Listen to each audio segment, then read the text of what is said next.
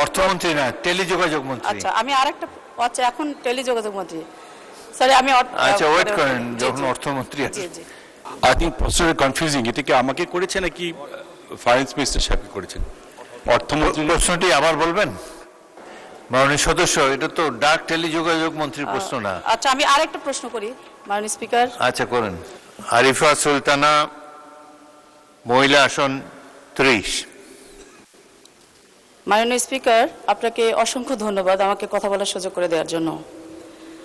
মাননীয় অর্থমন্ত্রী মহোদয়, অনুগ্রহ করে বলবেন বৈধ পথে রেমিটেন্স প্রেরণ বৃদ্ধির জন্য প্রণোদনা প্রদানের পাশাপাশি হুন্ডি নির্ভরতা কমাতে সরকার কী ধরনের কাঠামোগত সংস্কার গ্রহণ করেছে এবং প্রবাসীদের সঞ্চয় ও বিনিয়োগকে দেশের উৎপাদনশীল খাতে যুক্ত করবার জন্য বাজেটে কোনো নতুন ব্যবস্থা রাখা হয়েছে কিনা? ধন্যবাদ মাননীয় স্পিকার। মাননীয় মন্ত্রী। আই থিঙ্ক প্রশ্নটা কনফিউজিং। এটা কি আমাকে করেছে নাকি ফাইন্যান্স মিনিস্টার সাহেবকে করেছেন? অর্থমন্ত্রী প্রশ্নটি আবার বলবেন।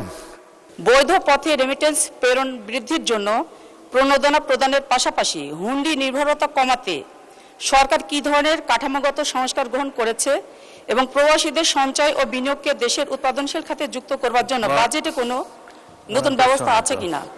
মাননীয় সদস্য, এটা তো ডাক টেলিযোগাযোগ মন্ত্রীর প্রশ্ন না। আচ্ছা আমি আরেকটা প্রশ্ন করি মাননীয় স্পিকার। আচ্ছা করেন। মাননীয় অর্থমন্ত্রী মহোদয় অনুগ্রহ করে জানাবেন কি? অর্থমন্ত্রী না, টেলিযোগাযোগ মন্ত্রী। আচ্ছা আমি আরেকটা, আচ্ছা এখন টেলিযোগাযোগ মন্ত্রী, সরি আমি আচ্ছা ওয়েট করেন, যখন অর্থমন্ত্রী আছে। জি জি